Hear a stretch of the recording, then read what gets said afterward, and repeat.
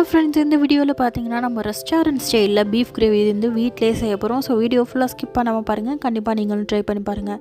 So நம்ம வந்து குக்கரில் தான் வந்து பீஃப் கிரேவி வந்து செய்ய போகிறோம். ஸோ அதனால் குக்கரில் நம்ம வந்து வதக்கி எல்லாம் ரெடி பண்ணிக்கலாம். இதுக்கு பார்த்திங்கன்னா நம்ம ஃபஸ்ட்டு நல்லா நிறைய ஆயில் தான் ஊற்றுறோம். ஸோ நிறைய ஆயில் ஊற்றிக்கோங்க. ஸோ இது கூட பார்த்திங்கன்னா பட்டையும் 2 கிராமும் வந்து போட்டுக்கிறேன். இது கூட வந்து சீரகம், வெந்தயம் போட்டுக்கிட்டாச்சு. ஸோ நல்லா இதுவானதும் நம்ம வந்து ஆனியன் வந்து கட் பண்ணி வச்சுருக்கதை போட்டுக்கலாம். இது பார்த்திங்கன்னா நல்லா ஆனியன் வந்து ஒரு கோல்டன் ப்ரௌன் கலரில் வர வரைக்கும் நல்லா வதக்கி விட்டுக்கோங்க. ஸோ வதக்கும் போதே இடையில கொஞ்சம் வந்து உப்பு போட்டிங்கன்னா இன்னும் நல்லா சீக்கிரமாகவே நல்லா வதங்கிடும். ஸோ உப்பு பார்த்திங்கன்னா இப்போ கொஞ்சம் போடுவோம், அதுக்கப்புறம் இடையில கொஞ்சம் போடுவோம். ஸோ நீங்கள் வந்து அளவு கணக்காக பார்த்து போட்டுக்கோங்க. ஸோ இதெல்லாம் வதங்கிக்கிட்டு இருக்கட்டும். இப்போ நம்ம இது கூட கொஞ்சம் நம்ம வந்து இஞ்சி பூண்டு பேஸ்ட்டும் போட்டுக்குவோம்.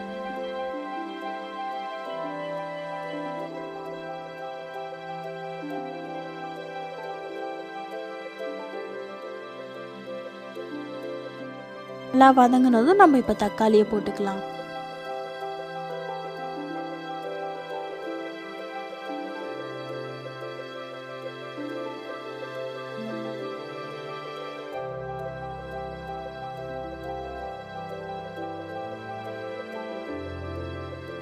பார்த்தீங்கன்னா ஓரளவுக்கு வதங்கிடுச்சு. இப்போ நம்ம வந்து மஞ்சத்தூள், மிளகாத்தூள் வந்து போட்டுக்குவோம்.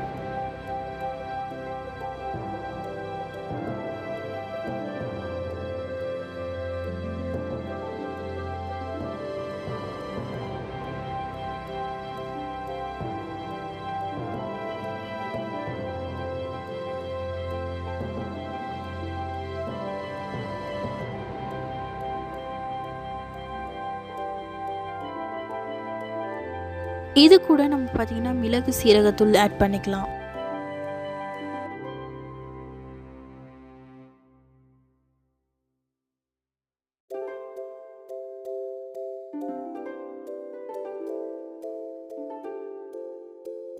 இப்போது தேவையான அளவுக்கு மல்லித்தூள் போட்டுக்கலாம்.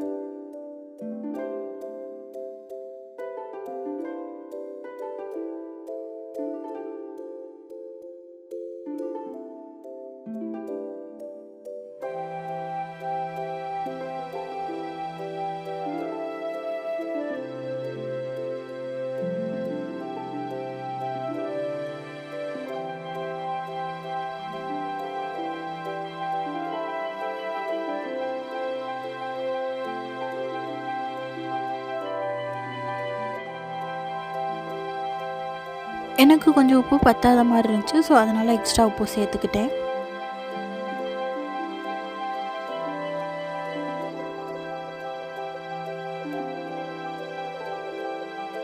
இதை நம்ம அப்படியே மூடியை கவுத்து போட்டு மூடி வச்சுருவோம். ஒரு 5 நிமிஷம் அப்படியே இருந்துச்சுன்னா நல்லா வதங்கிடும். ஸோ இந்த மாதிரி வந்ததும் பார்த்திங்கன்னா நம்ம வந்து பீஃபை வந்து குட்டி குட்டியாக கட் பண்ணி பீஸ் போட்டு வச்சுருக்கோம்ல. ஸோ இப்போ வந்து அந்த பீஃபில் ஆட் பண்ணிக்கலாம்.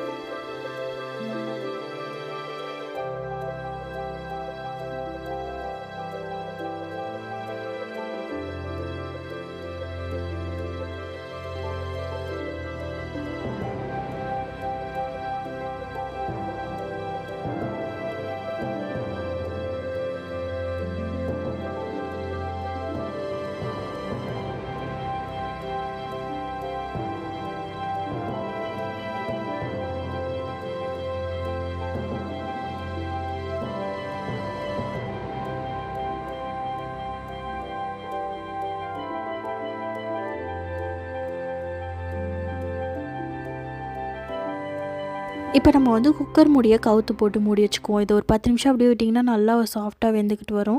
ஸோ இப்போ அப்படியே நம்ம வந்து கொஞ்சம் நேரம் அந்த மாதிரி வச்சு 2 வாட்டி இந்த மாதிரி வச்சுட்டிங்கன்னா அதுக்கப்புறம் நம்ம வந்து ப்ராப்பராக குக்கர் மூடி விசிலை போட்டு வச்சிடலாம். கிட்டத்தட்ட 30-35 விசில் கிட்ட விட்டுருங்க. அப்போ தான் நல்லா உங்களுக்கு நல்லா சாஃப்டாக வெந்து வரும் கறி. ஏன்னா பீஃபை பொறுத்த வரைக்கும் ஹார்டாக தான் இருக்கும். ஸோ அதனால் 30-35 விசில் கிட்ட வைக்கணும். ஸோ அவ்வளோதான், ரெடி ஆகிடுச்சு. இதை நம்ம ஓரமாக வச்சிடலாம். இப்போ அடுத்தது நம்ம வந்து எப்படி தாளிக்க போகிறோங்கிறத வாங்க பார்க்கலாம். ஸோ இதுக்கு பார்த்திங்கன்னா ஒரு பேனில் ஆயில் ஊற்றிக்கிட்டாச்சு. இது கூட கருவேப்பிலை போட்டுக்குவோம், வரமிளகா போட்டுக்கலாம்.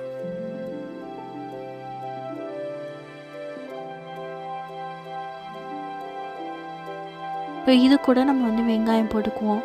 வெங்காயத்தை நல்லா நம்ம வதக்கிடுவோம்.